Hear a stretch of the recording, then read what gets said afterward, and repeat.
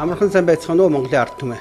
Миний бие 2010-аас 14 оны хооронд Эрин цагийн дуудлага нэртэй 100 цуврал нэвтрүүлгийн 5 хүндээ хүргэсэн билээ. Тухайн нэвтрүүлгээр 1990 оноос хойш Монголд орж ирсэн ардчсан либерализм гэх харийн шашны тухай тэр тарих угаалтаа ашиглан бидэнд өндөр хүүтэй доллараар зээлэн дээр нь төгрөгийн ан шиг унаг хэрхэн биднийг өрөнд оруулдаг тухай үндсэн суурь тэдний мүлжилгийн арга барил механизмын тухай та нарт тайлбарлан хүргэсэн байдаг. Өнөөдөр 2019 оны нөхцөл байдлаас харахад Монголд хувьсгал эд өрнөж байна. 1921 оны хувьсгалтай адилхан хувьсгал мөн 3 шаттайгаар үргэлжлэх болно. Эхний шатанд нь нийт ард түмний төсвөр төвчээр нь барагдан босдог өмнө самуу эхлэх. Хоёрдугаар шат нь харийнхантаа нийсэн урагчтай тооцоо бодох. Гуравдугаар шат нь дотоодын хулгайч нартайгаа тооцоо бодож цэвэрлэх. Ингээд ард түмэн засгийн эрхээ авдаг. Өнөөдөр яг энэ дараалалаар Монголд хувьсгал өрнөх ба 2 дугаар шат аль хэдийн эхэлсэн явна. Ийм учраас бид мөн хоорондоо ярилцаад 5 жилийн дараа дахин Монголын ард түмэндээ өнөөдөр үүссэн нөхцөл байдал ирээдүйд яах тухай өөрсдийн бодол сэтгэлээ хуваалцсан онш тавийн хэмээн Эрин цагийг оношлохуй гэсэн нэвтрүүлгийг эхэлж байна. Цаашид 7 хоног бүрийн 5-г Бямб гарагийн орой 9 эсвэл 10 цагт үргэлжлэн цуврал байдлаар та бүхэнд хүрэх болно. Ингээд та бүхэн минь бидний санаа зовн ярьж байгаа, онш тавьж байгаа гол үндслэл гарц энтийн тухай сайн сонсож өөртөө тунгаан авах гээхөө ухаанаар хандан оншоо тавьцгаана уу?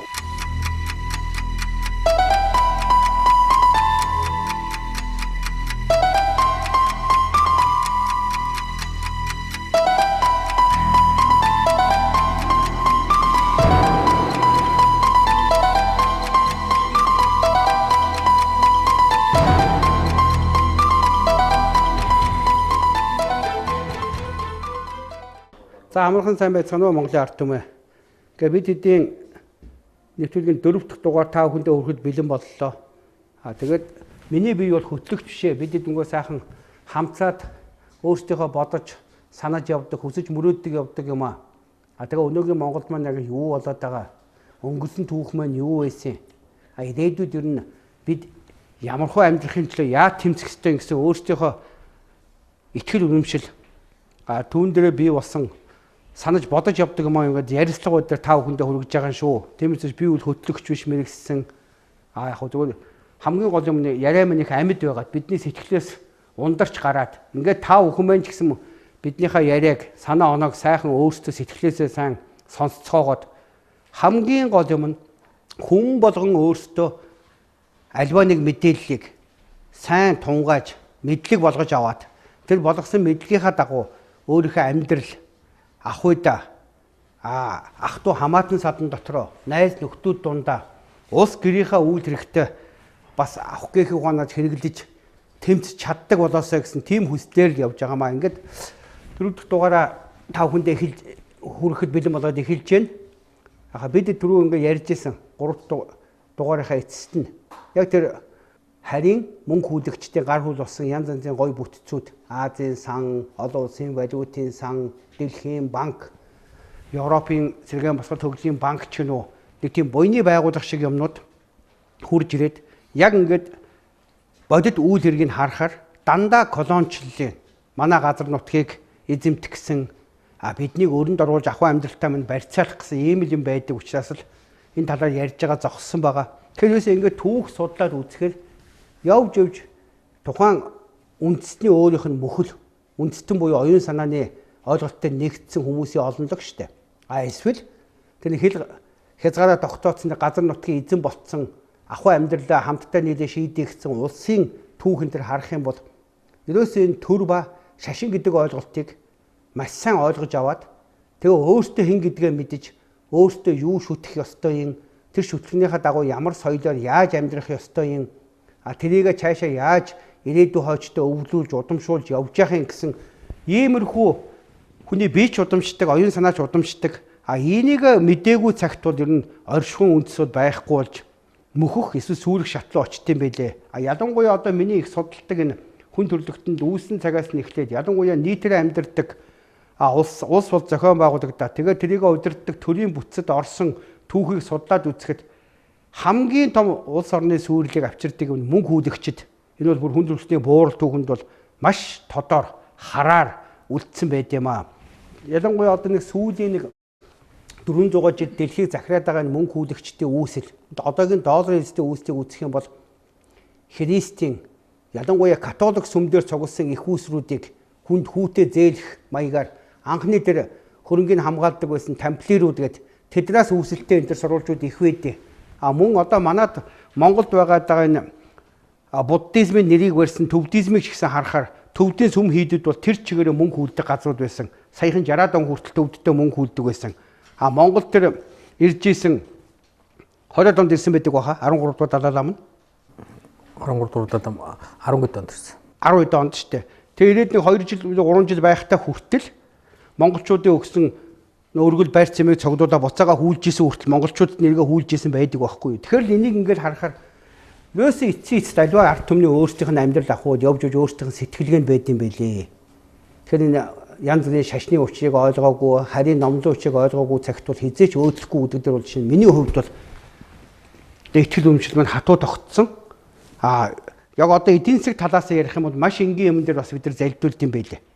Эдийн засаг гэдэг байгаа ч юусэн хүн газар гэсэн хоёрхоо хөгдөлтөө тэрийг тоогоор илэрхийлсэн тийм л ойлголт шүү дээ.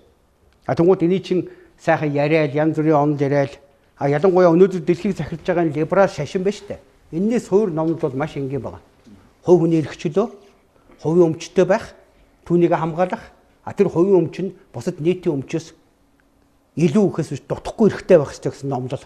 Тэр энэ ингээ сайн харах юм бол зөв хүний шонгол дээр тоглодог технологи байгаа байхгүй юу. Тэгэхээр ингээд ном маань одоо ингээд бас Америкт нь олон жил амьдарсан энэ чиглэлээр яадаг.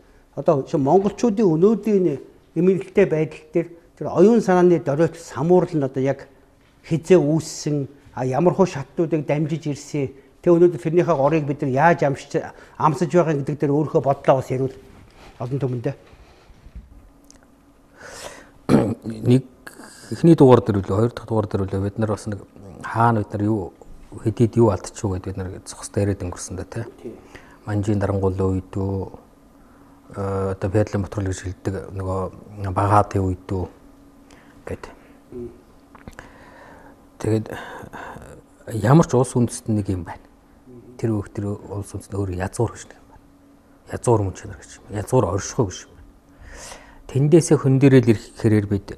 Гэхдээ язгуур оршихуй гэдэг байгаа чинь оюун санааны ба ахуй амьдралын цогцмол ойлголт шүү дээ. Цогц ойлголт шүү дээ. Тэндээсээ хэдий хэмжээгээр бид нар хөндөрөх хэрээр бид мөн чанараа алддаг. Мөн чанараа алдах хэрээр бид одоо нөгөө хөгжил гэдэг юм биднээс нүүр оруулдаг. Нэг юм зөв тогтол байна. Зөв тогтол. Зөвхөн хамгийн энгийн жишээ. За одоо өнөөдөр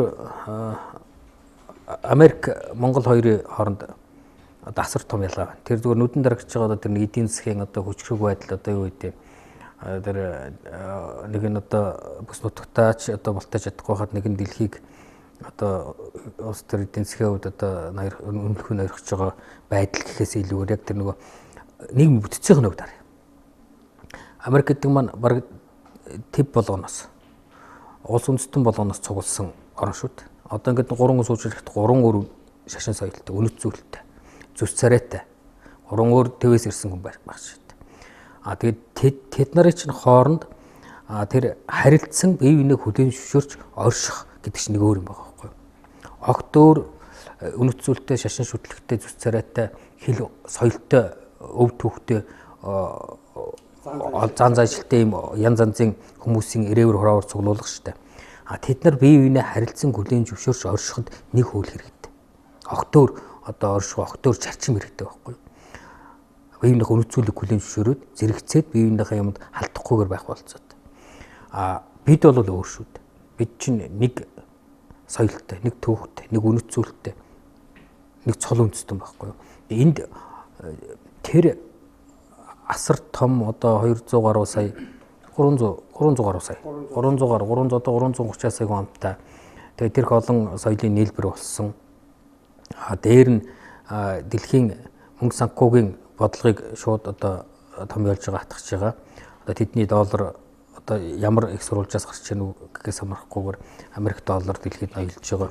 Тэшөөрөгчсөн одоо бид нар тэдний Америк долларын өнгийг харж манай одоо төгрөг гэдэгхүү гудахуу гэдгийг шийдэгдэг болчихсон ийм нийгэм таарж байгаа систем манайх шиг ийм нийгэм 100% таарна гэж юусоо байх болцоо. Нэгдүгээр бид нарын төрөгдөл бол тэр 90 он гарангууд ардчлал гарч ирээд бүх юм сайхан болчихно гэсэн итгэл одоо над хүртэл байсан. 90 оны өмнөхөн одоо бүр нарийн ярих юм бол 80-аад оны ихэнх үеэр системийн орнуудад гарсан тэр өөрчлөлт шийдэлтийн уур амьсгал Монгол оронд маш хүчтэй халдварлсан. 85 86 оны үеэс монголчуудын тодорхой хэсэг нь боддог сэтгэдэг ирж хайдаг хэсэг нь систем тодорхой хэмжээний одоо тоормс одоо зогсон байдалд орчлоо. Энийг өөрчлөх ёстой байна гэсэн итгэл үнэмшил төрж исэн. Тэр талаар одоо бичижсэн хүмүүс ч бий. Одоо цогцтгүүл дээр гарч илаа хүмүүсийн орон элдв одоо маргаан мэтгэн өрнөж байлаа. Зарим одоо төвийн сонин гэвлүүдээр хүртэл энийг нэлээд хүчтэй улс суурьтай хөндөж исэн. Одоо тэрний төвчөө болж байгаа нь тухайн үеийн төдөө ухаан эрхэлж исэн үнэн сонин энэ өөрчлөлт шинжилтийн уур амьсгалыг бол нэлээд нийгэмд түгэхэд үр гүйцэтгсэн гэж үзэж байна. Гэтэл 90 онд гараад бид нарын хүсэн хүлээжсэн тэр өөрчлөлт шинжилт 90 онд одоо биелүүлэх нэ гэсэн итгэлтэйгээр маш олон хүмүүс 90 оны ажлыг хүлээж авсан, дэмжсэн.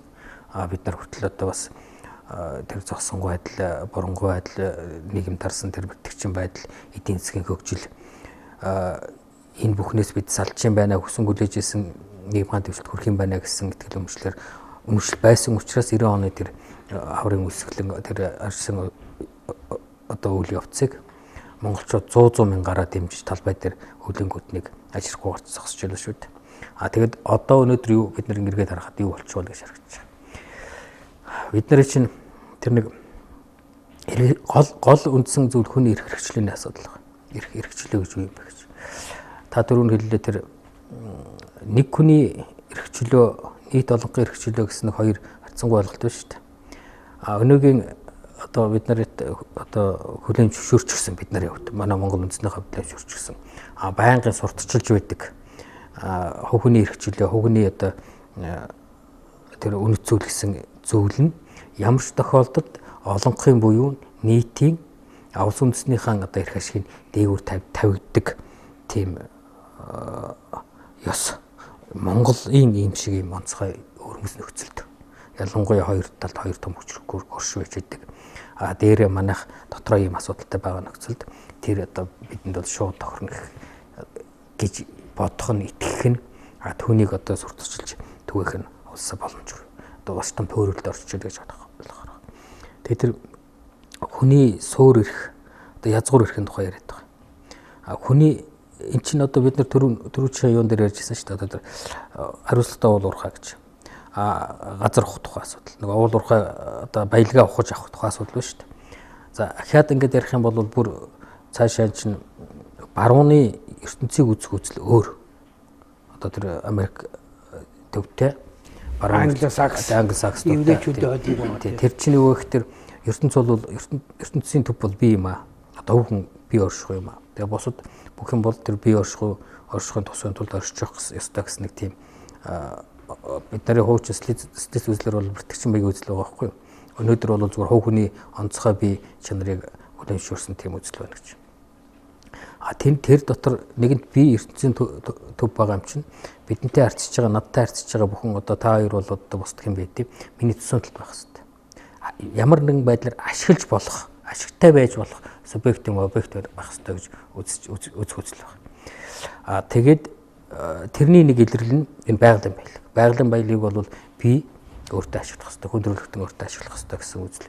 Явсаар байгаа л одоо энэ өнөөгийн манай хиний Мөнхбаярын одоо тэмцээд байгаа тэмцэлт хямралыг их сурвалж болчиход байгаа юм л та.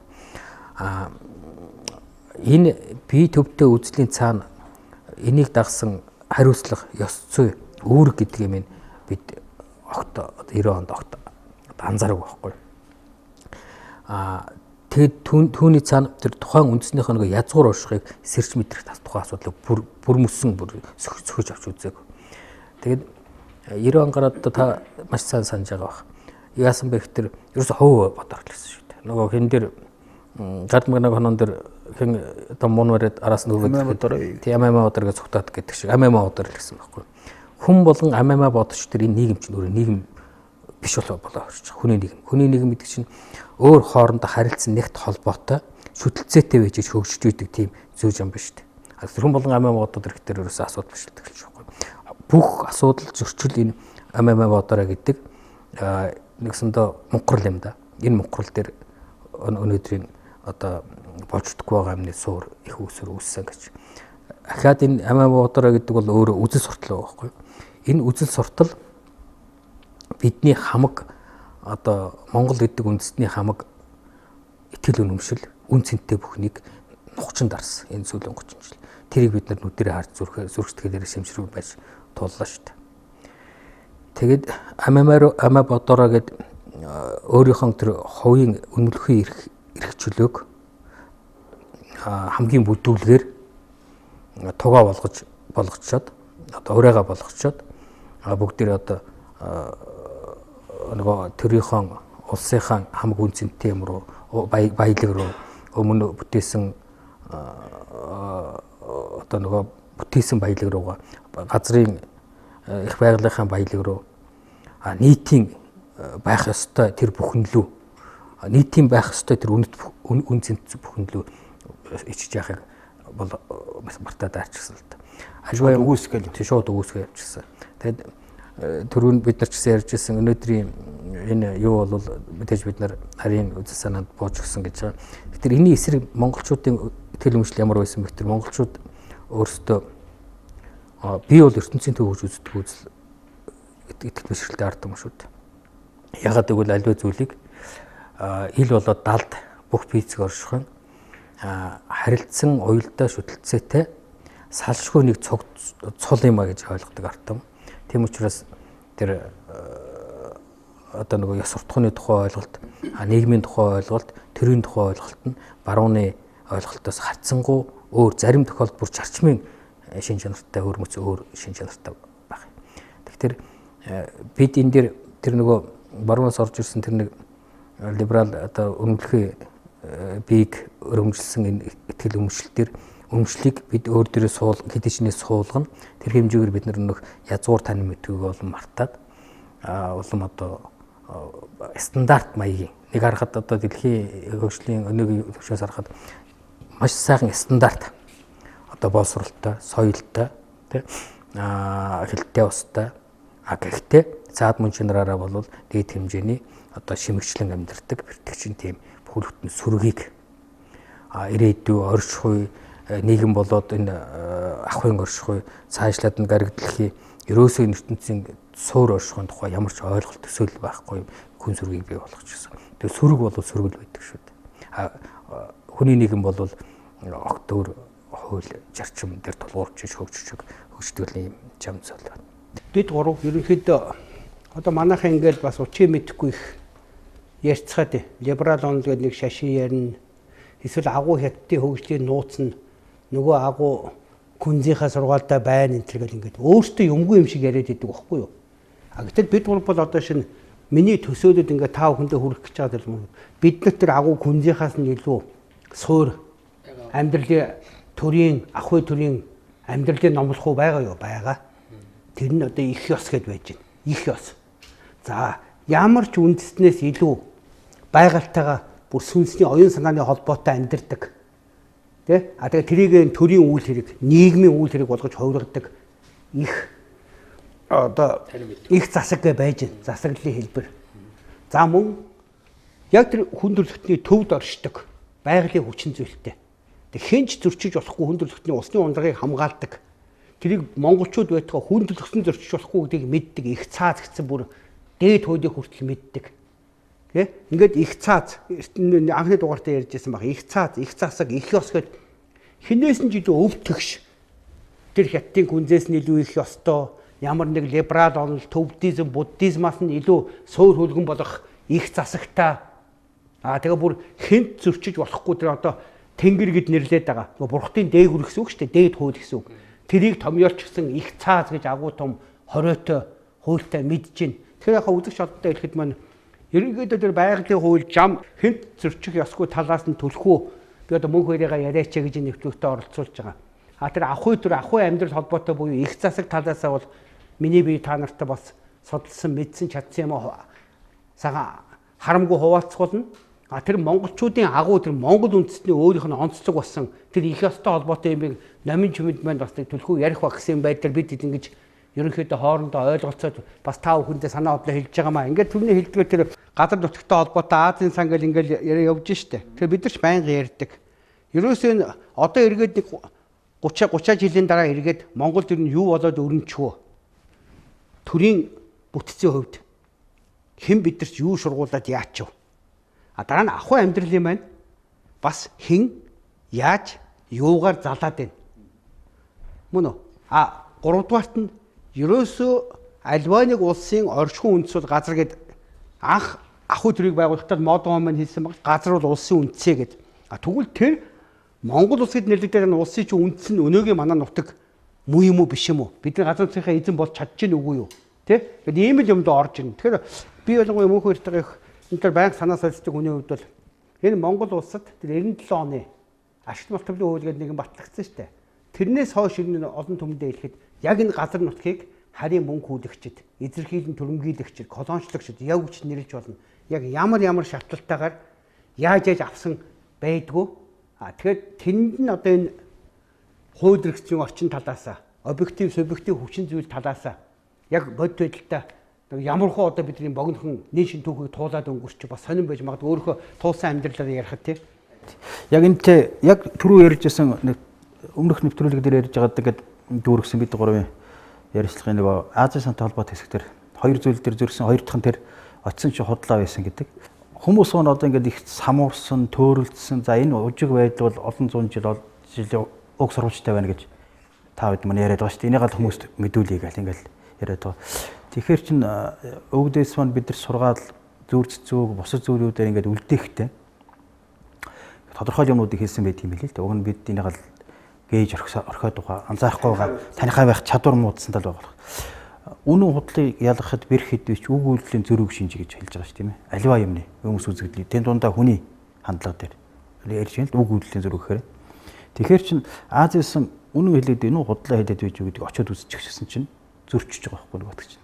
Өнөө хариуцлагатай уулуурхай гээд гурван талт хэлцээр хийлгэн төрийнхнийг уулуурхайхныг биднийг нөгөө тэмцэж явж байгаа хөдөлгөөнийхнийг гурван талд сууж байгаа сайхан байж байгаа учраа ам хэлээ ололцоо тэгээ сайхан ухна гэж ятгаж байгаа нөхдүүд чинь газар дээр нь очисон чинь бид нар та нарт зөөвлөнө гэсэн чинь юу зөөвлөхөөс өөрөөсөө айлыг алдсан байгаа нь харагдахаарч бид яаж итгэх вэ тийм ингээд салсан ийм очиртай.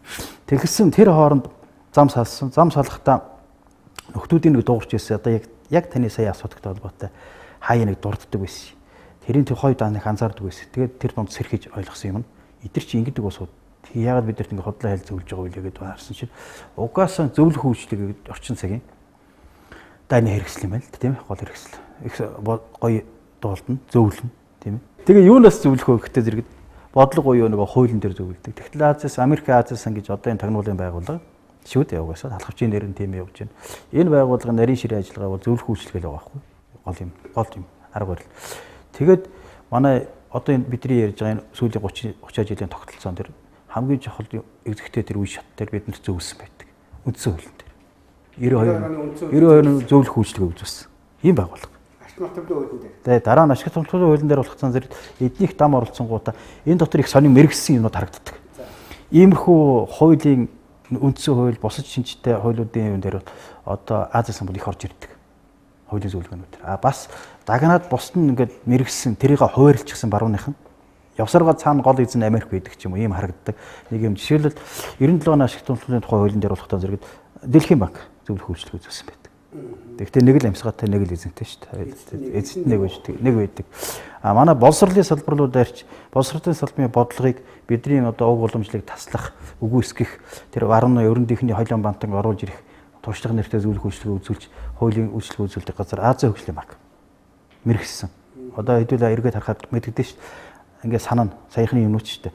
Азийн хөгжлийн банкны төдөн сая долларын бослоггүй тусламж өгөхөр боллоо. Түүний хариуд Монгол Ардын хувьсгалт номын дарга тэр явлаа. Ардсан номын дарга тэр явж байхдаа ийм хуулийг боловсролын тухай хуулийг нээлттэй болгох, либералчлах тухай тогтлоо. Энийн хариуд Азийн хөгжлийн банк бол төдөн хүү багтаа эсвэл бослоггүй тусламжтай долларыг өгөхөр боллоо. Боловсролын тухай багц хуулийн дээр зөвлөх үйлчлэг өгүүлэхээр болжээ гэдэг. Энэ мэдээллийг санаж байгаа шүү дээ. Ийм мэдээ явдаг байсан. Бид нар бол тухайд сайхан гомон сайхан зөвлөж байгаа юм байна. Тэгээ бас тусалж байгаа юм. Ямар өгөөмөр юм тийм ээ. Гэтэл бол бидний уг сурвалж болсон нөгөө боловсролын маань тийм ээ.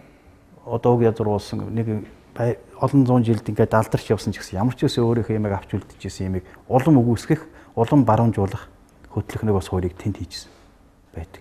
Ашиг томилтуулын юм дээр бол юу? Тэр уулуурхай юм дээр банк бас зөвлснөөрөө экспертийн зөвлөгөө үзүүлнэ, бас бослогоос тусам дагна. Ийм тохиромж явж идэг.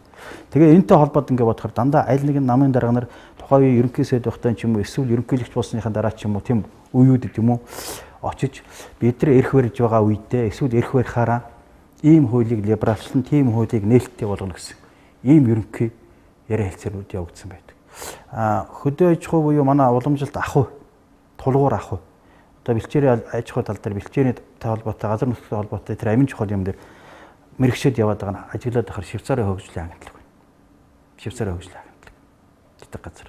Америкийн юу Германы намууд бүгдээрийн тохиолчдын хүрээлэн явна. Энтэй талаас Германаас Конрад Аденауэрийн сан эсвэл юунууд орж Эрбертийн сангууд орж ирж энэ бас их гоё надад гоё гэжтэй гоё гэдэг нь одоо би нөгөө юунд хэлж шүү. Бүр хэцүү юм байна шүү дээ. Дам утгаараа хэлж байна. Энэ хоёр намыг өмчилж авсан байдалтай эсрэгцүүлж тавина. Торхирч тавьдаг байхгүй. Нэг талд нарчсан намыг яаж яхад нөгөө талд нь ардын намыг зөвлөх үйлчлэгээ үзүүлээд хүмүүсийн бэлдээд одоо жишээлбэл Конрад Аденауэрийн сан, Эрбертийн сангийн байгуулсан арьсан намын улс төрийн боловсрол олгодог нөгөө улс төрийн боловсрол агент юм байна шүү дээ. Тэгээд ингээд харж болно. Ардын намынхыг яадаг вэ гэж хэлчихэж болно тийм. Хаанх нь яаж явдаг вэ? Ингээд явдаг. Энэ нь өөрөө ингээ харах юм бол бид нар чинь цаг хугацааны хэлхэн дээр бас очиж юм тавьж хараад байгаа шүү дээ. Ингэж харах юм бол яг их Монгол улсын үед ингээд тархаа бутархаа эв зүгээ олохгүй явсан нэг 600 жил биш шүү дээ тийм ээ. Нярун гүрнээс хойш. Ер нь ингээд шахагдаад ингээд явж ирсэн. Тэгээд явж ирсэн их Монгол улсын өмнөх үед дээр огтлоор үедээр орж ирээд байж яхад отог аймагуд бие даасан байдалтай улсаа улс болгож болохгүй бие мундаг гэсэн байр суурьтай улс төрийн эрх отог аймагуудад нэг харьяатай байл шүү дээ. Улс төрийн эрх мэдэл. Сонгогдох, дэвших, шийдвэр гаргах эрх мэдлүүд. Тэгэхээр хоорондоо нийлдэггүй энэ зовлонг цаанаас нь турхирдаг арга нь одооны намуудыг турхирж байгаатай яг адилхан байсан байдаг. Тийм ээ? Онож харах юм бол. Одоо бусад талууд хятад байна уу, Орос байна уу, эсвэл юу байна уу? За цаашаа яваад тэр Америк өнөө барууных айлыг сая хэлсэн газрууд тал талаас энэ намуудыг турхирч танай нам манайтай хамтарч ажиллах юм бол тэг нэг гэсэн юмнууд. Тэгэхээр нөгөө талд нөгөө зэрэгцүүлээд аль альнтай ажилдаг ч юм уу, тийм ээ? Ингэж ажилдаг юм алтан улсын үед тэр үед татарыг турхирж ирсэн. Бусад монголчууд эсрэг турхирж ирсэн. Мэргэдийг хатгаж өдөөгдөж байсан. Тэр хөөргөдөж байсан үйл явцууд эсвэл 81 ч юм уу, тийм ээ? Ингээ бусдад торхирч оролцуулж байсан энэ үйл явдалтай адилхан төсөөтэй харагддаг л да. Тийм учраас улс төрийн эрх мэдэл, улс төрийн үүрэг одоо тэр юм уламжлалаар авч үлдээд улсаа нэгдэхэд саадуулж байсан отог омгийн зохион байгуулалтыг их хаан аравтаар зохицуулж энэ байдлыг халсан шүү дээ. Энэ шиг өнөөдөр намуудыг яг халах хэрэгтэй гэсэн ийм одоо юу бол очдөг юм л да. Ойлголт руу аргагүй энэ дийг ургуулаа бодоод байгаа. Өнөөдрийн намуудын байдал бол улсаа зарах, уралдаж зарах, хамгийн хямдхан зарах, тийм үү? Улсынхаа үнэт зүйлүүдийг хамгийн хурдан уралдаж үнгүүдүүлэх ийм уралдааны бүтц болоод ингээд ажиллаад байгаа. Энэ нь одоо цаашаа газар нутгийн барьцаалах, банк санхүүгийн байгууллагууд дээр давхар барьцаа авч ингээд хуваарлаж нөгөө юу болж тоглох тийм ээ. Улсаа үнгүүдийг хуваагдах. Ийм түлхэлтлөөр ороод байгаа ийм юм харагддаг юм даа. Энэ ингээд бас мөнхнийхээ ярьж байгаа дээр нэмээд бас үзэж байгаа олондоо хэлчихэхэд энэ их гой буйны юм шиг биднийг сайхан амжуулах гэж байгаа юм шиг тийм өрөө лоодон суртал ухуулагтай орж ирдэг спонсор энэний цаана ингээ харахаар яг санхүүгийнхаа залмиг талаас бол 3 янзын аргачлал явсан харагдтыг. За би одоо ингээд доллар эзээ.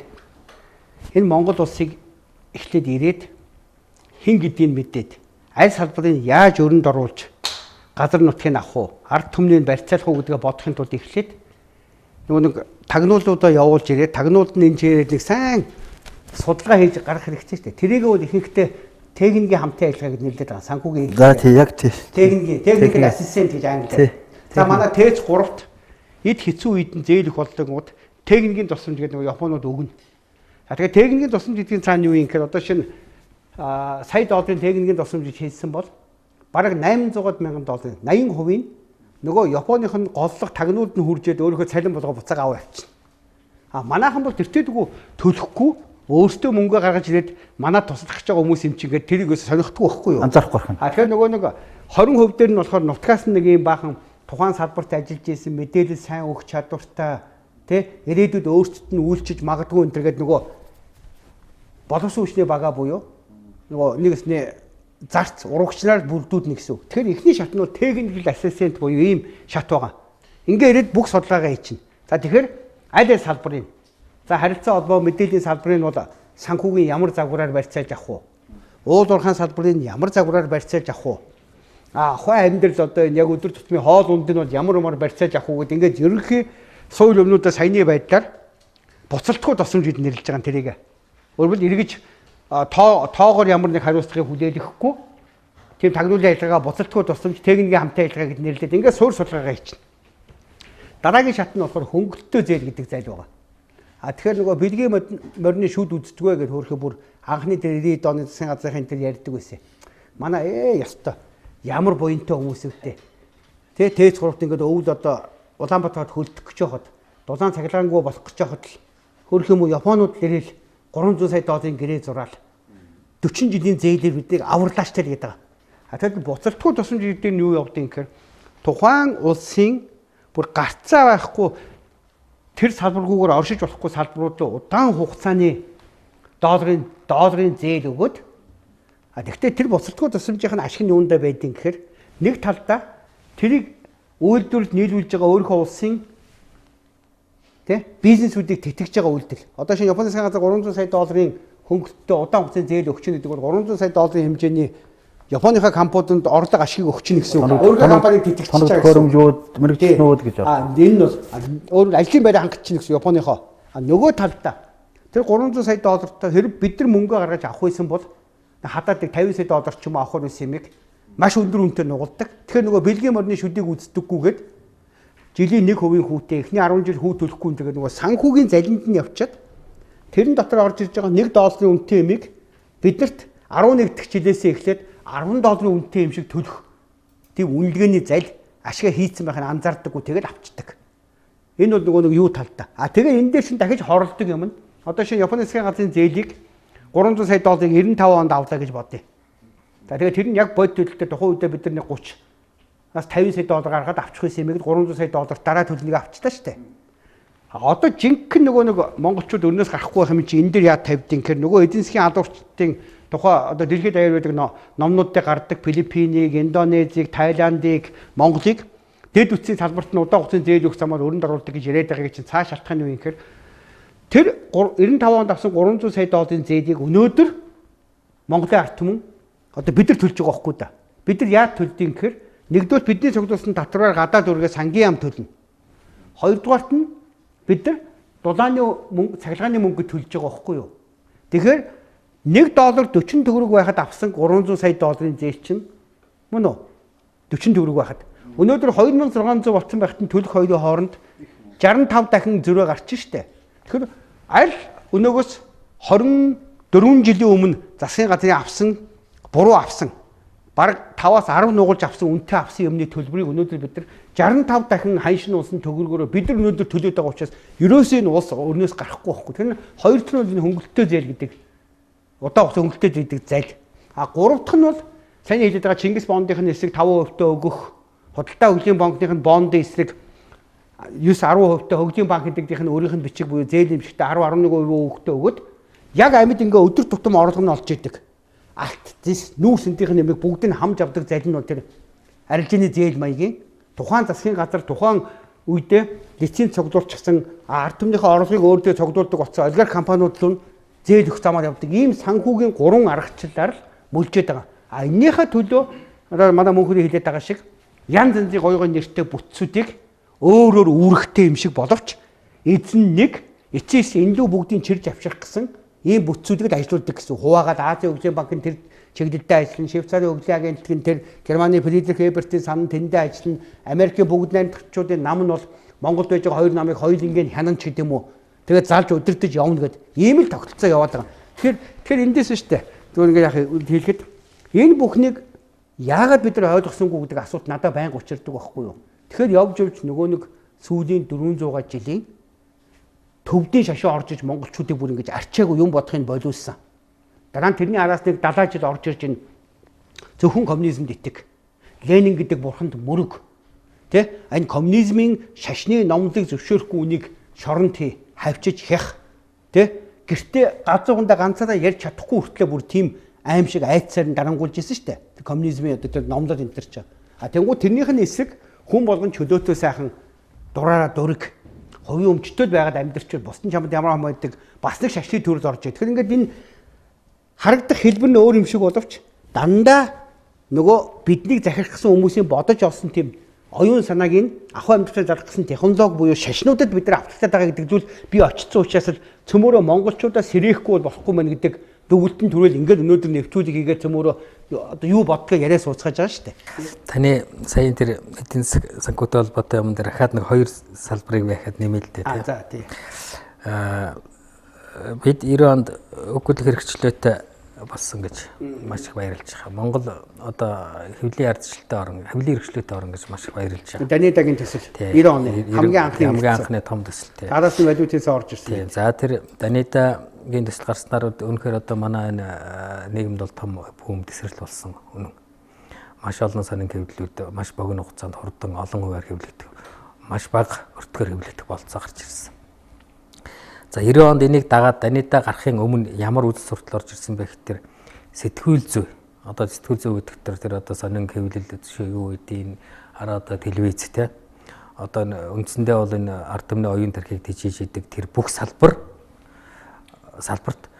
танин мэдүүлэх гээд сонин гэрэл үүрэг гэж байдаггүй гэсэн ол орж ирсэн байхгүй юу. Сэтгүүл зүйд. Тэгээд тэр бүр тийм онлыг манай мэрэгжлийн сургуулиуд одоо хүртэл зааж байгаа. Одоо сүүлийн үед л нэг жоохон өөрчлөж ирж байна. Утга зохиол, уран зохиолч хэрэггүй болсон. Утга зохиол, уран зохиолч гэсэн одоо утга зохиол, уран зохиол гэдэг юмд тэр танин мэдүүлэх, ард түмнийг танин мэдүүлэх, соён гэрүүлэх ямар ч өөрөггүй гэдэг тийм ол орж ирсэн. Тэрийг үнэмлэхгүй абсолют онл гэж үзсэн. За утга зохиол, уран зохиолд бол арай арцсангуу одоо наад цааны бол байгаа. Үнэхээр тийм онл байдаг, үнэхээр тийм тэгж үзэх үндслүүд байдаг. Гэхдээ утга зохиолын ерөнхий нийт нөгөө араам агуулгаар нь харах юм бол утга зохиол өөрөө хүндрэлтний оюун санаанд асар хүчтэй нөлөөлдөг. Хүндрэлтний оюун санаа соён гэрэл танин мэдхэд нөлөөсөн тэр нөлөөлөл нь магадгүй одоо энэ зоосон мөнгө ч юм уу энэ брокер ч юм уу санхүүгийн ч гэдэг юм уу энэ дайн байлдаан гэдэг ч юм уу тэр бүхнээс илүү хүчтэй нөлөөтэй байсан. Тэр нь маш олон факт баримтуудаар татлагдаж болно. Тэгэхээр тэр утга зохиолын одоо тэр соён гэрэлтийг танин мэдүүлэх өөр огт байхгүй гэж хэлэх бас бүрэн үндэслэхгүй юм байна. Тэгээд энэ чинь хуучин социализмын тэр коммунист дарангууллын үед чинь юу байсан бэ гэхээр утга зохиол хийгээд энэ хэвлэл мэдээлэл энэ сэтгүүл зүйч чинь нэг айхтар юм байлаа шүү дээ. Одоо намч чанар гэж заавал байх хэрэгтэй гэж үздэг. Утга зохиолд нам чанар байхгүй бол тэрийг хүлээмжшүүлдэг байсан. Ангид чанар гэж байх хэрэгтэй гэж заавал үздэг. Ангид чанар гэж байхгүй бол тэр утга зохиолын ямар ч бүтээлийг одоо тэр сэтгэл сониноор гарч байгаа телевизээр гарч байгаа ямар ч юм хүлээмжшүүлдэг байсан. Ард чанар гэж байдаг байсан. Тэр нь байхгүй бол бас ерөөсөө ямар ч юм хүлээмжшүүлдэг байсан байхгүй. Намч, ардч, ангид чанар.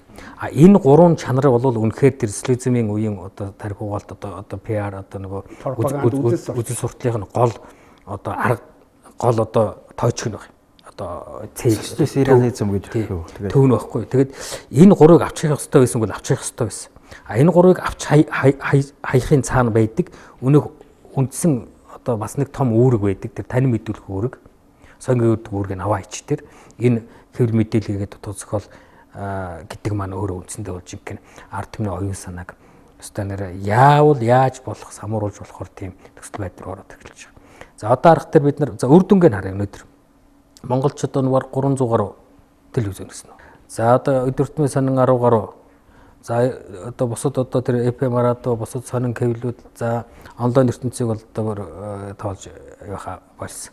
Хэн юу дуртайгаа бичиж болдог, ярьж болдог, бичээснээ хэвлүүлж болдог юм явж байгаа. Гэтэл энд нэг талаар бол эрхчлөө бол хангалттай байна.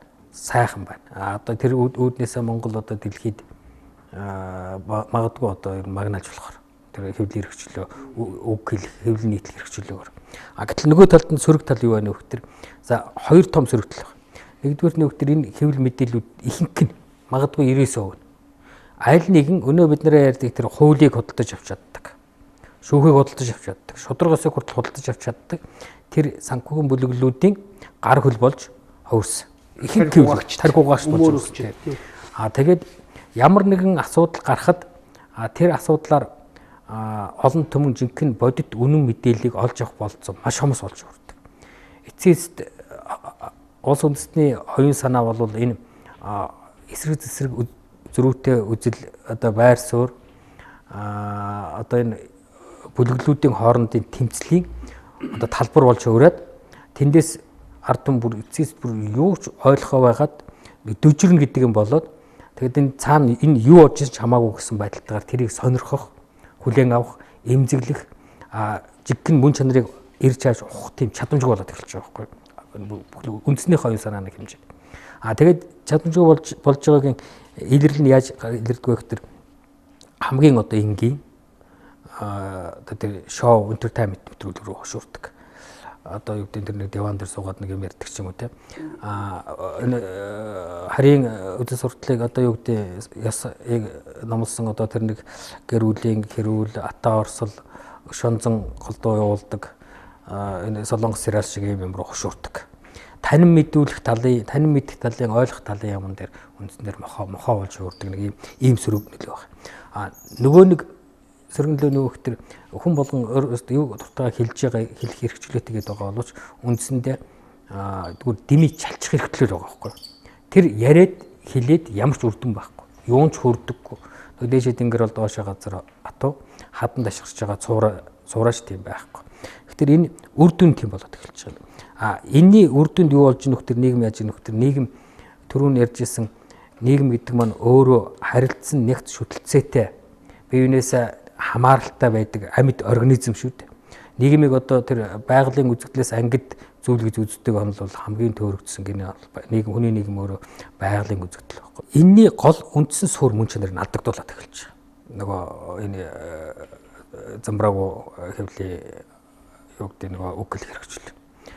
Тэр алдагдуулж байгаа юм дотроос хүн үннийг олж харах, танин мэдэх, гэгэрэх ч юм уу те ийм боломж болцоо боловч маш хомос болоод эхэлж байгаа. За ингээд үр дүнд нь яадаг вэ? Нийгэм харилцсан бие биенээ түлхсэн, харилцсан бие биенээ үзэн ядсан, харилцсан бие биенийгээ өрсөлдөгч гэж харсан, дайсан гэж харсан ийм хэсэг бүлэг одоо атомуудын бөөгнөрл, утга замбараагүй бөөгнөрл болж өөрдөг.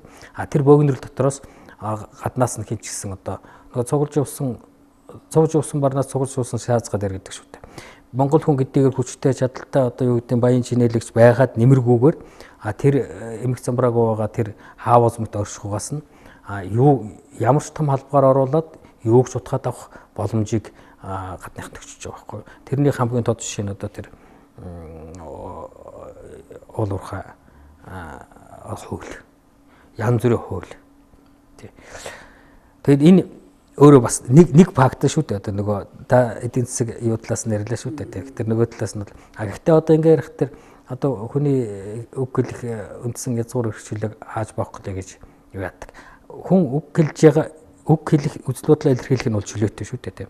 Гэхдээ энийг хит дэврэх бүр бүүн болгох нь эргээд өөртөө аюул байхгүй.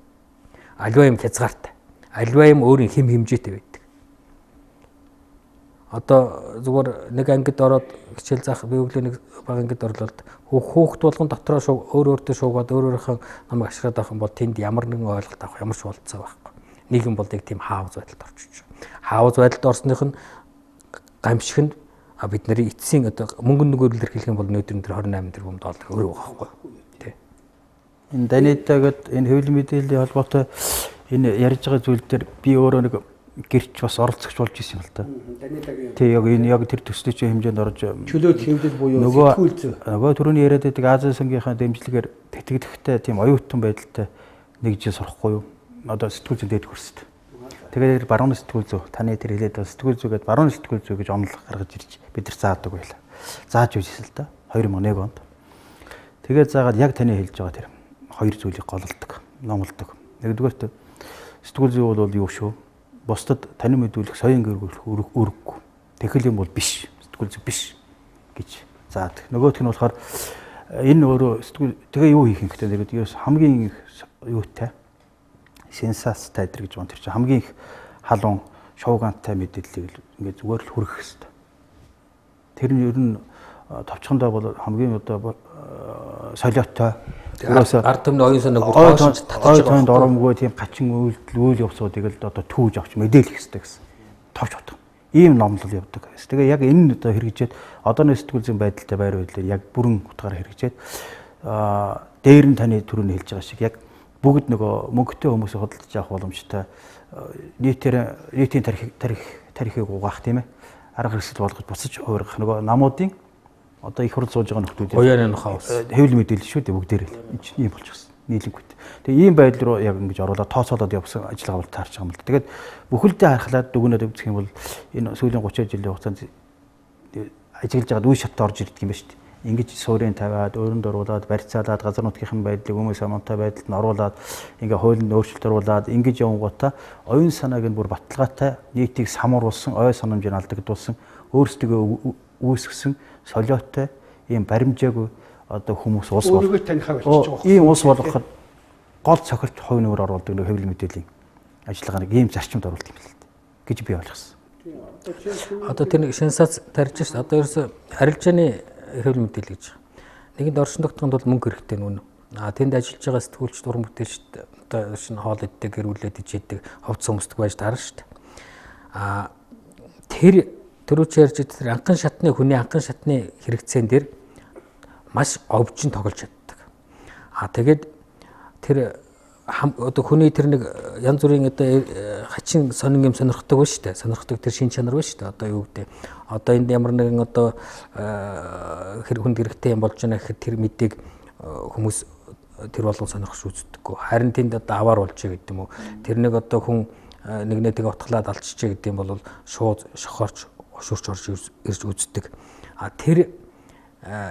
Тэр сенсац буюу одоо шуугантай хачин гаж мэдээллийн араас хөөцөлдөх дон нь хэвлэл мэдээлэл нэг талаас хэвлэл мэдээллүүдийг зарим талаар үндснийх оюун санааг зөвхөн мунхуудлан хүчрхийлэгч болгож хувирсан. Бүр хүчрхийлэгч болгож хувирсан. Үр дүнд ард түмэн яаж ийнө вөхтер ямар нэгэн зүйлд итгэн үнэмших нэг талаар тийм жиггэн утгаар нь итгэн үнэмших чадваргүй болж өрөөд 4 жилийн өмнө ярьжсэн улс төрчдийн одоо донголтож унмаар том амлалтыг таг мартчихдаг. Дараагийн сонгуул болоод ирэхэд тийм асар богино мэдээллийн асар их мэдээллийн юм дарангуулалд нам зохиулаад тэр зүй усны мемори одоо сэрхүүгээ мартчихдаг. Нэг тийм зөвхөн өнөөдөр харж байгаадаа үнэмшдэг, өнөөдөр сонсож байгаадаа үнэмсчдэг тийм гинэн тэнэг одоо тийм сүрэг болгож хуурах ноцтой аюултай байхгүй. Одоо энэ одоо мэдээж чөлөөт хэвлэл бол огт одоо нөгөө хяналтгүй хяналттай одоо тийм хатуу хэвлэл мэдээлэлтэй харьцуулахад арцсангүй өөрөлт. Дэлхийд өнөөдөр тэр зүүнээ болоод барууны үзлийн чиг баримжаа байна шүү дээ. Ирээдүйн хөгжил хаашаа явж гэнэ хөтер. Хит барууных нь өөрсдийнхөө дүр төрхийг хувиргаад засвар өөрчлөлт хийгээд төв рүүгээ яваад байдаг.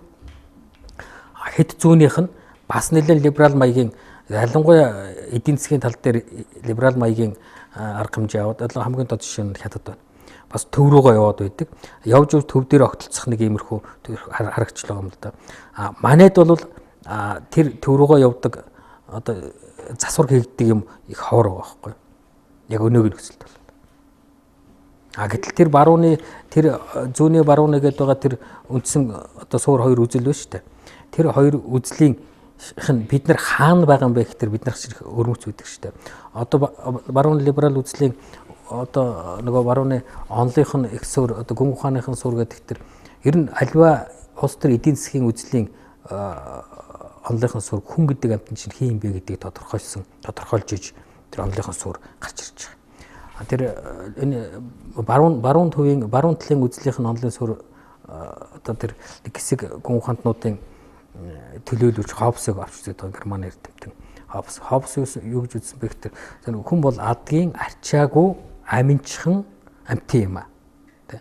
Бүр язгуурын тийм үн чанартай юм аа. Тэр язгуурын тэр ардгийн арчаагүй овоо бодсон бэртгчин тэр муу шинж дээр нь дөрүүлж нийгмийн зохион байгуулалт хийх ёстой гэсэн тийм үзэл байгаа байхгүй баруун үзэл төр.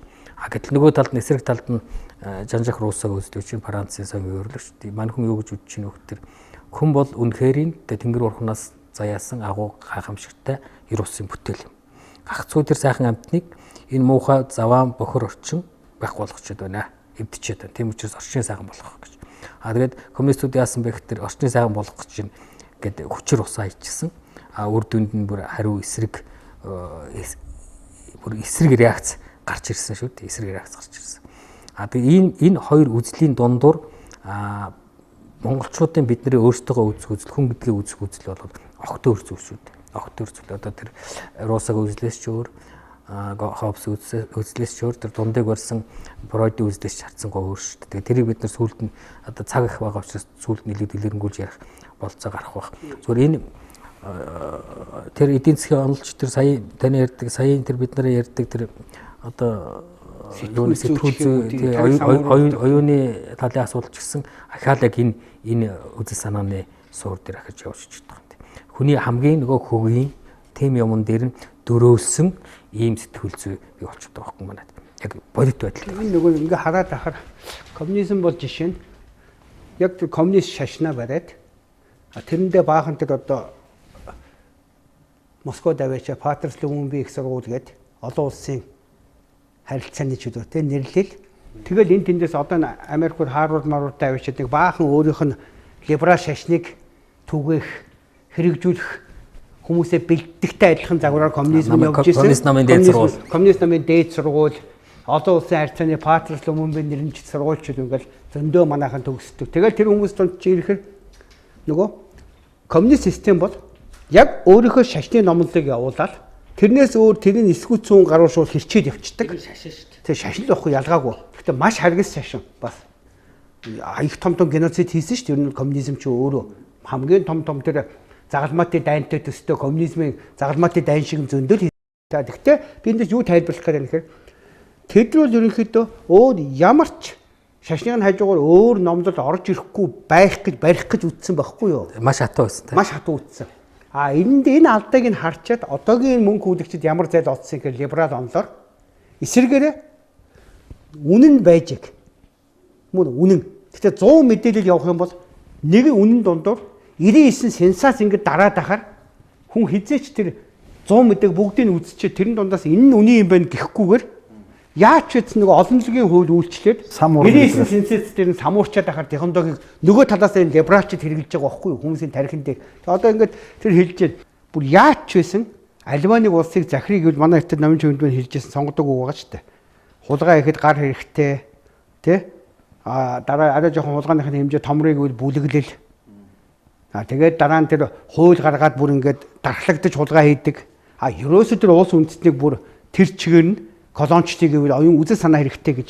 Тэгэхээр үгүй дэлхийн түүхээ харахад ч гэсэн альва энэ түрэмгийлэгчд бусдыг одоо илэрхийлэгч тентэр бол зөвхөн Чингис хаана манай их Монгол улсын Пакс Монгол гэхээс бусад бүх тохиолдолд бол үзэл суртал буюу шашин нь араас нь төрийнх нь байгууламжтай хамт тандаа цуг явсан байдаг харагддаг байхгүй юу? Тэгэхэд одоо шинэ Ороми эзэнт гүрэн одоо 1500 жил байсан гэж түүх гараад идэг. За өнөөдрийн Америк нэгдсэн улсыг бол ерөнхийдөө Ороми эзэнт гүрний үргэлжлэл гэж үзэхээр ерөнхийдөө үздэг штэ. Тэгээ мэдээж хэрэг Америк эзэнт гүрэн угаасаа насан дуусч байгаа. Нэг юм задарч хүрээд ингээд нэг юм дуусах бах манай их Монгол шиг. Тэрний дараа мэдээ түүхчлэгтэй яг тэр нөгөө Оромын нөгөө хрис шүтлэгтэй суур дээр тэгтээ манай их Монгол улсад байсан бусад шашнуудыг зэрэгцэн эв найрамдалтай орших загварыг аваад тэгээд тэр иргэний их хувийн өмч гэсэн нэг иймэрхүү угаасаа хүнлэг заяагдмал жамын юмнуудын томьёосон үнэт зүйл дээр нь томьёолоод тэгээд анх бол их сайхан үүссэн улсыг Одоогоос нэг оршинд Америк нэгдсэн улс байгуулагдаад нэг 100 жил болсны дараа Америк үндсэн хуулийг зөрчөөд хувилдж байгаа тэр үеийнхээ Америкийн одоо манан бүлгэл гэсэн үг шүү дээ. Арчснаа бүгд намынх нь толгой одоо олигарх луучтай нийлж хагаад Америкийн засгийн газар мөнгө хэвлдэг байсан эрхийн Федерал Резервгээд хэдэн банкуд авснаас хойшвол Америк бол нөгөө үндсэн хуулийнхаа дагуу оршиж исэн тэр сайхан Ромын эзэнт гүрэн байхаа болоод нөгөө хаадууд нь авилгалд автагдсан ард түмнээ зовоодог болцсон байсан Ромын эзэнт гүрний төгсгөлийн үеийн Америктай адилхан болцсон байхгүй юу? Эзэнт гүрэнтэй Америк ус. Тэгэхээр өнөөдөр Америк нас бол тэртээ дгүү дуусчихсан. Энэ Трамп энэ одоо нэг ингээд юм хоорондоо хэрэлдэж уралдаж манай та болж байгаа процесстэй яг адилхан яваад дуусах байх. Инерцээр нэлээд уднаа бас. Яг инерц бол явах. Гэхдээ би бол нэг тийм бүр удан чиж харахгүй байна. Мухардж байгаа шинжийн бол их тодорхой болж байгаа шүү дээ. Тэгээ өшөө хоёрдугаарт нь одоо хүмүүс бас ингээд манайхан энэ их олон доктортлт байж байгаа нэг тэнцээ Эрдэнтийн 49%-ийг луурдж авсан худалдаа хөдөлгөөний бариад тэнгуут нь нөгөө шүүгч нь хувилдаа тавьчлаа. Тэ? Тэнцээ ингэсэн байна ингээд нөгөө сенсацаар дарагдаад байгаа манайхан ч доктортлттай байж байгаа яг өөрт нэрхтээ нь оншоож харж чадхаа болоод хоёрдугаарт нь бидний гаднаас нөхцөлжүүлж байгаа дэлхийн эрсэнд болж байгаа юм геополитикийн гео улсуудын эзэнт гүрнүүдийн хэмжээнд манайхыг удирдах байгаа. Эсвэл ерөөсөө энэ их дэлхийн маань нэг байгалийн катаклизм буюу онц ноцтой суйрлууд ирээдүйн галам хөвдөлтөөр яаж явж байгааг тийгээс харахаа болчиход байгаа байхгүй юу. Тэгэхээр одоо бид зөвхөн энгийн геополитикийн жишээгээр нь ярих юм бол Францд болж байгаа шар хантаацны босдог гэл. Одоо Англид босох юм болж байна. Англид тэр одоо нөгөө Европ холбооноос гарах тугаа Брексит гэдэг байгаа. Энэ хямралууд бол гарцаа байхгүй эдний оршин тогтож ирсэн сүүлийн нэг одоо дэлхийн 2 дугаар дайнаас хойших дайн байлдангүй байсан юмны насыг бол үнэхээр дуусгах юм шиг харагдаад байгаа. Тэгээ Макрон жогсоо дуусах юм шиг байгаа. За Англи бол ялангуяа сүүлийн 300 жил дэлхийг захирч байгаа том эзэнт гүрэн ерөнхийдөө одоо насан дуусчих шиг байна. Тэр Англи буюу ардуу шилжчихсэн байсан Ромын эзэнт гүрэн чинь дараа нь бүтэн тусдаа төв болж очсон байгаа нь Америк штэ. Тэгэхээр ингээд ерөнхий энийг хараад нэг тийм бас энэ дэр тийм үзмэрч ванга шиг байх хэрэггүй. Зүгээр альва түүхэнд байсан том эзэнт гүрнүүдийн үүсэл, мандал бадрал, уруудал, доройтол, мөхөл сүүрэл гэсэн бүчлгүүдийг хараад тэгээ хамгийн сүүлд одоо бидний өвөг дээдсийн Монгол байгаад хамаг Монгол байгаад их Монгол гэж байгуулад буцаагаад дөрөв задраад тэгээ одоо шахагдсан байгаа бид нар голомтын сагц нэг юм бүгд найрамдах Монгол улс гэдэг нэг 92 оны үндсээр нэрлэгдсэн нэг юм одоо бид гурав тэрийг төлөөлөд яриа сууж штэ. Ингээд энэ мөчлөгөө ингээ харах юм бол бүх зүй тогтол угаасаа адилхан. Өөрөөр хэлбэл тэр хэлээд байгаа. Угаасаа нийгэм буюу тэр нийгмийн чинь тодорхой илэрлэл нь бүх төрлийн ийз мөч шашмууд штэ. Энэ өөрөө байгалийнхаа жам хуулиас салаад эхлэхээрээ тэрнтэй нийлсэн төр гэд нэрлэгдэнүү хаан гэд нэрлэгдэнүү бүтцүүд нь хямрал давтагдаал буцаад буугаад хөрсөн дээрээ бууж ирэл жамтайгаа нийлдэг ийм л зүй тогтол байгаа байхгүй. Тэгэхээр бид хэд маань бас энэ нэвтрүүлгийнхаа бас нэг гол зориод байгаа юм маань энэ онш гэд нэрлээд байгаа маань явж үж маш энгийн монголчуудын маань бүгдийнх нь доктортлолт нь өвөг дээдсээс нь тэр удамшиж ирсэн оюун санаагийн ой санамжийн сэргээж өгөөд тэгээд энэ жамын үнэлүүл авчрах гэж чадвараар оролдоод байгаа юм шүү дээ. Энгээрээс нэг юм асуу. Ноён уулын шүүгч одоо хэдэн удаа буцчих вэ? Энэ ч одоо баг түүхэнд тэмдэглэхээр юм болоод байгаа шүү дээ. За билээ ихэнх 30 хэд 40 гарсан 40 гарсан явж ирсэн. Сая 42 дээр баха. Ялсан уу? Аль талд? Сая бол анхан шатны шүүгтээр очиод ямар ч байсан нэг ялсан буюу юу шийдвэрийг эргээд аль талдаа бацгааж болсон. Одоо манай тал гэж хэлээ л да. Нөгөө манай талдаа нэхэмжлэг хангасан. Бид тэр бисэл зүйлийг хүчингү болгож өгөөч гэж хангасан шүү дээ. Тэгээ мэдээ нөгөөд бол давна ингээд дахиад оросолтно гэсэн. Ноён уул дээр одоо байдал ямар байгаа вэ? Ноён уул дээр нөхцөл байдал яг одоо ямар ч байсан нэг төр төдөлцүүлсэн одоо ингээд ямар ч байсан нэг тийм хориглол цаад хийцсэн хуулийн зам алтаа. Ноён уул дээр их том маргаан явуулсан л да нэг хэсэг. Нөгөө анх эхэлж ноён уулын шүүх хурал гарч байгаа үед гоо чинь яагаад ухчих болдгоо юм. Алтуугаал аваад ухчаа тэгээс буцаага сайхан сэргийч болно шүү дээ. Тэр доор нь байгаа тэр булш бууханд байгаа янз бүрийн арьс үс янз бүрийн байгаа бол сайхан авч байлгаж байгаа. Тэр мэрэгжлийн археологчдын наруулж авч байлгаж байгаа. Тэгээ буцаагаад болохгүй бол нүз болохгүй бол музей энэ байгуулад харин чи илүү ашигтай байх хэрэгтэй шүү дээ. Гэхдээ тэр алтыг ашиглах хэрэгтэй гэж үздэг байхгүй юу? Тий. Тэгээд тэрийг яагаад эсвүүцдэг вэ? Ер нь бид үү? Тий. Бид ч одоо тэр үзэл бодлыг яагаад одоо үгүйсгээд ноёорт гар хурцлахгүй гэдэг байна. Тий. Энд ер нь бол хоёр үндсэн хөлөн ширэхгүй төвчөхгүй огт булт хийж болохгүй хоёр эрх шиг гэх юм одоо язгуур юм байна л да. Энд монголчуудын хувьд тодорхой юм. Монголчуудын хувьд ш дэлхийд ихэнч тодорхой зүйл нэг нь бол ер нь нэг маргашгүй. За юу гэхдээ зэрэг юугаарч үнэлэгдэж байгаа хоёр зүйл байна. Тэрийг л хэлж байгаа. Нэг нь жам усны буюу байгалийн хуулийн дагуу тэр ноён уулын тэр орчны бүрдсэн тэр цогцлбор байдал тийм үү?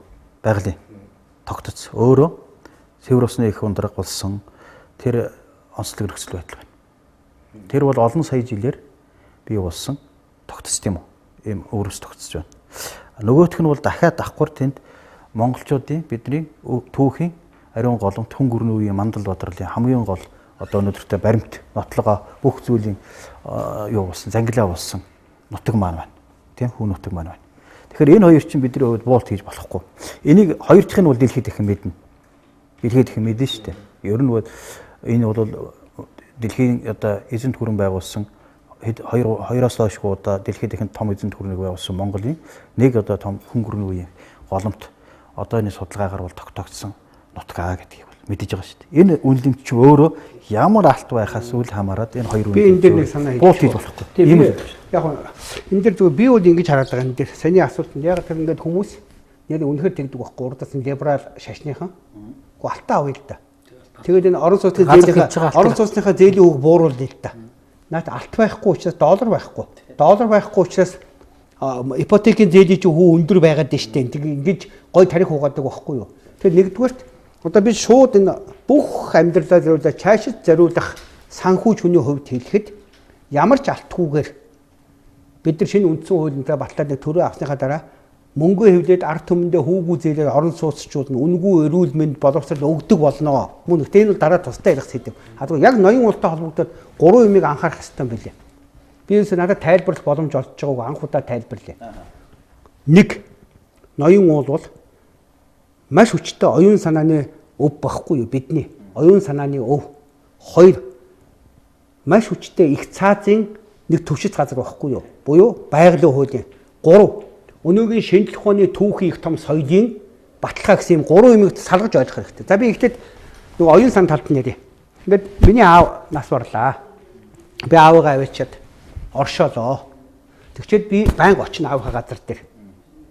Манай аавыгаа би энэ нутаглуулсан юм аа. Өөрийнх нь одоо голомтонд доо гэл. За тэгээд өөрийнхөө хүүхдээ ачцээгээ дагуулж очино. Гэх мэт ингэж явсаар байгаад 2000 жилийн дараа бол хүүхдүүд нь миний аав тэнд оршуулгдсан шүү гэсэн ой санамж онг үлдчихэд шүү дээ. Өвөг дээдс минь. Тэр онг утгаар бол бид нар өөрсдийнхөө сүнсийг таслах гэдэг үйлдэл учраас нэгдүгээр болохгүй. Яг тийм үнэхээр миний би аавыгаа тэнд оршуулсан байхгүй юу? Монголчууд нэг ингэдэг шүү дээ. Эцгийн газар бол хамгийн нандин, хариу эцгийн газрыг хөндөж болдоггүй.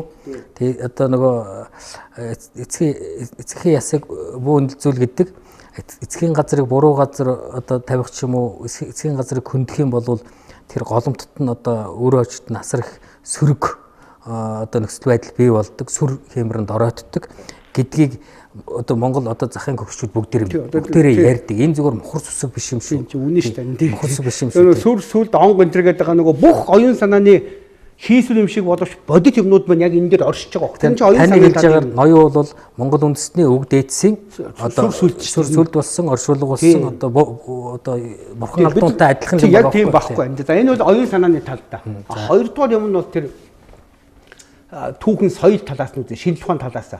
Тэгэхээр тэнд байж байгаа тэр археологийн олдрууд гэдэг байгаа чинь бол хүн төрөлхтний түүхийн тэрсмө Монголын Төв Азийн нүүдэлчдийн түүхийн бүр маш сайн баталгаа археологийн олдор буюу ЮНЕСКОгийн соёлын өв 200 гаруй биш байгаа шүү. Тэгээ ЮНЕСКОгийн соёлын өвд ороод зөвхөн монголчуудын түүх шүү байхгүй юу? Ирээдүйд угаасаа хүн төрөлхтөн нөгөө нэг хамгийн сүүлийн их мөсчлөгийн дараа буюу 12000 жилийн өмнө энэ хаваар цуглаад тарж исэн барьж исэн ингээд бүр 12 3000 жилийн өмнөх юмаа судлахад хүртэл тэ юутаас зүүрдэшгүй тийм шинжлэх ухааны үн цэнтэй юм багхгүй юу?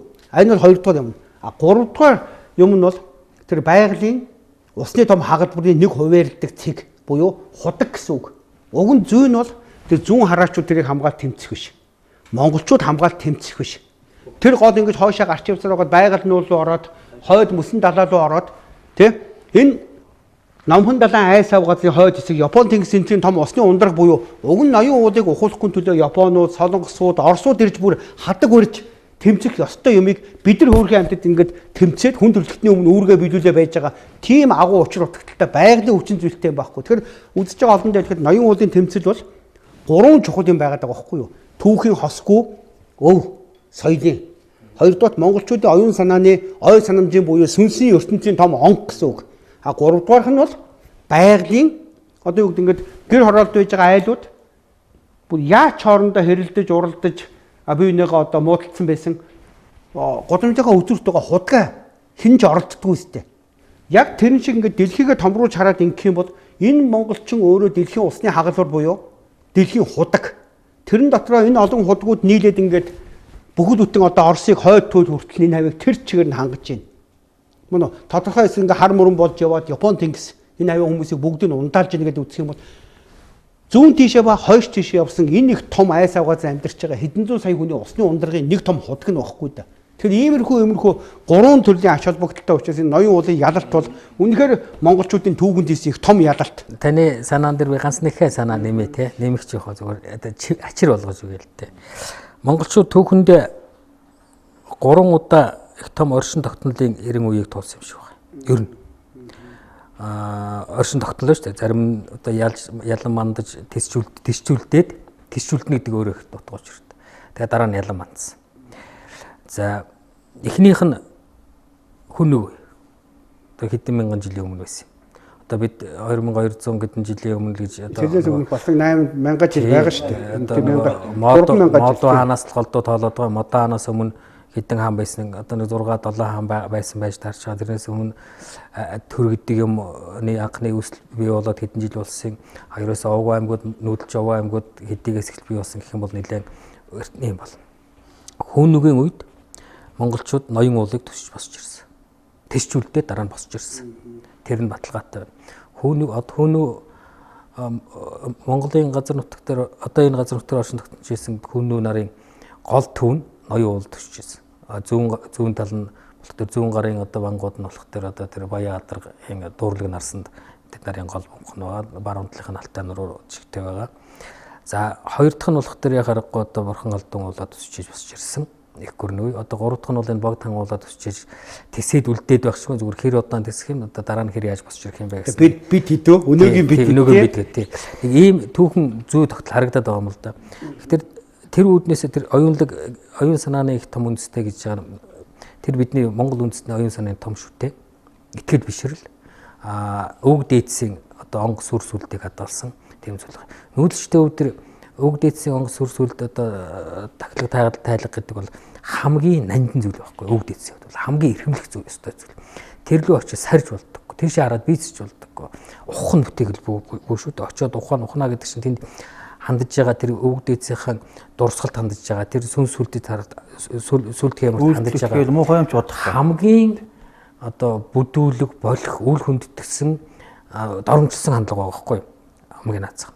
Тэгээ тэр өвөг дээдс тэр нүүдэлчд өвөг дээдстэй хэрхэн яаж ханддаг байсан тухай зүгээр нэг тэр эртний скипүүдтэй холбоотой түүхэн баримт байгаа шүү дээ.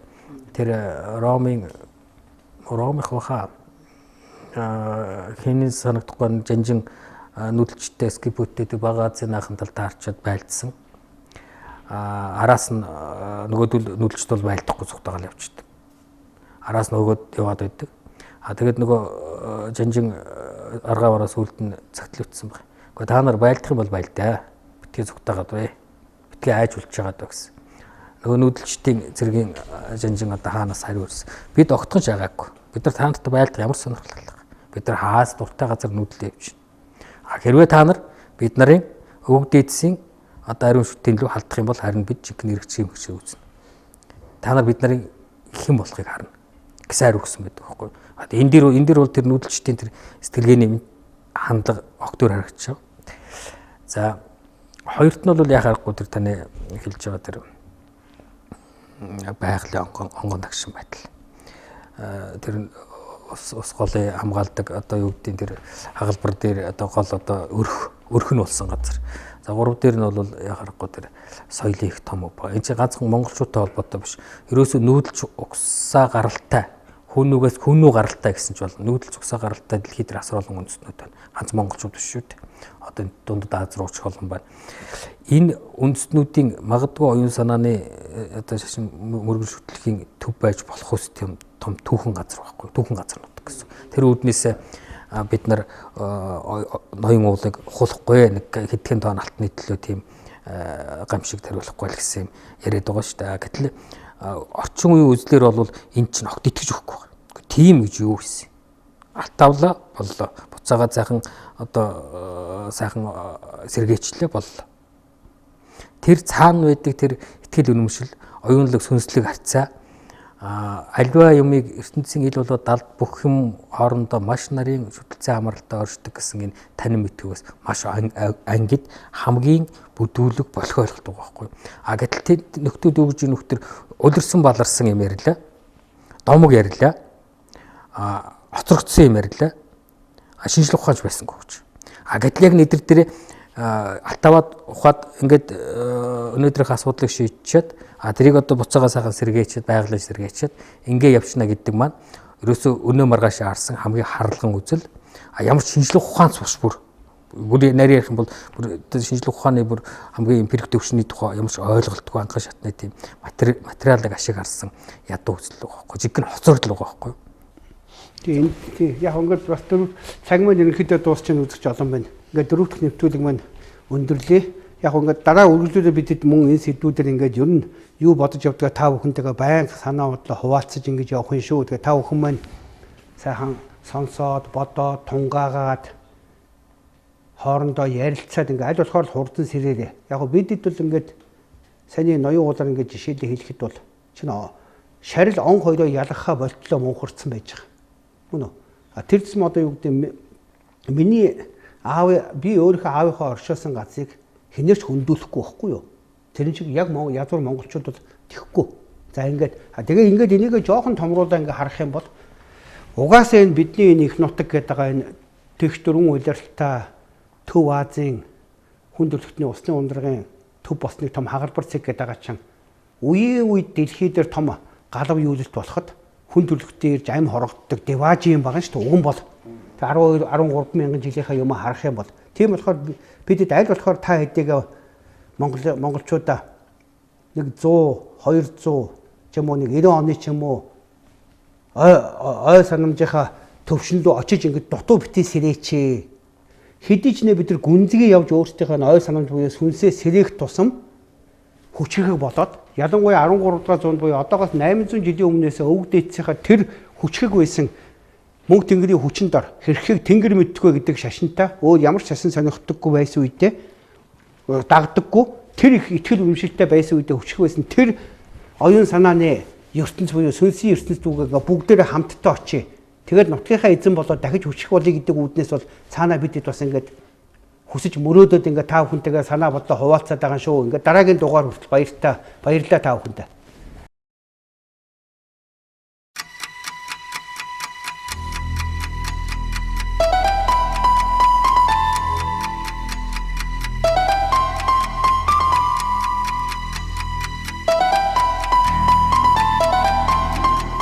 Амархан сайн байцгаана уу Монголын ард түмээ. Миний бие 2010-аас 14 оны хооронд Эрин цагийн дуудлага нэртэй 100 цуврал нэвтрүүлгийн тав хүндээ хүргэсэн билээ. Тухайн нэвтрүүлгээр 1990 оноос хойш Монголд орж ирсэн ардчилсан либерализм гэх харийн шашны тухай тэр тарих угаалтаа ашиглан бидэнд өндөр хүүтэй доллараар зээлэн дээр нь төгрөгийн ан шиг унган хэрхэн биднийг өрөнд оруулдаг тухай үндсэн суурь тэдний мүлжилгийн арга барил механизмын тухай та нарт тайлбарлан хүргэсэн байдаг. Өнөөдөр 2019 оны нөхцөл байдлаас харахад Монголд хувьсгал эд өрнөж байна. 1921 оны хувьсгалтай адилхан хувьсгал мөн л 3 шаттайгаар үргэлжлэх болно. Эхний шатанд нь нийт ард түмний төсвөр төвчээр нь барагдан бослог үүмэн самуу эхлэх. Хоёрдугаар шат нь харийнхантай нийсэн урагчтай тооцоо бодох. Гуравдугаар шат нь дотоодын хулгайч нартайгаа тооцоо бодож цэвэрлэх. Ингээд ард түмэн засгийн эрхээ авдаг. Тэгээ өнөөдөр яг энэ дараалалаар Монголд хувьсгал өрнөх ба 2 дугаар шат аль хэдийн эхэлсэн явна.